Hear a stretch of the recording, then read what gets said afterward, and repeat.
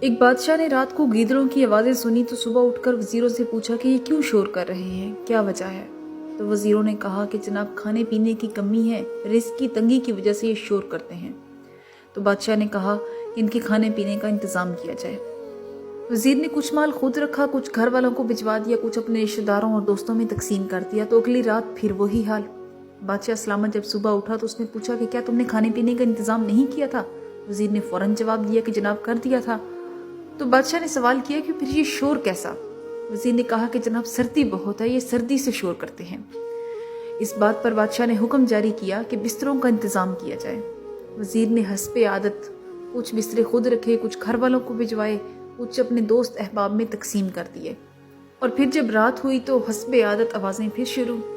بادشاہ کو بڑا غصہ آیا۔ جب وہ صبح اٹھا تو اس نے وزیر سے کہا کہ کیا تم نے بستروں کا انتظام نہیں کیا تھا؟ وزیر نے کہا کہ جناب بالکل کیا تھا۔ تو بادشاہ نے پوچھا کہ پھر یہ آوازیں کیسی؟ اب وزیر نے بادشاہ کو تو مطمئن کرنا ہی تھا اور جواب بھی دینا تھا، تو کہنے لگا کہ جناب میں تھوڑی دیر میں پتہ کر کے آتا ہوں۔ اور تھوڑی دیر کے بعد جب واپس آیا تو لبوں پر ایک مسکراہٹ سجائے، کہنے لگا کہ جناب یہ شور نہیں کر رہے، بلکہ یہ آپ کا شکریہ ادا کر رہے ہیں اور ہر روز کرتے رہیں گے۔ اب بادشاہ یہ سن کر بڑا خوش ہوا اور وزیر کو انعام سے بھی نوازا۔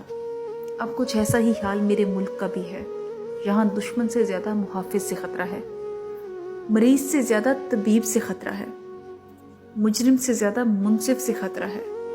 یہاں ملازمین عوام مہنگائی سے شدید پریشان ہے، لیکن رپورٹ سب اوکے کی دی جا رہی ہے، اور بادشاہ سلامت بہت خوش۔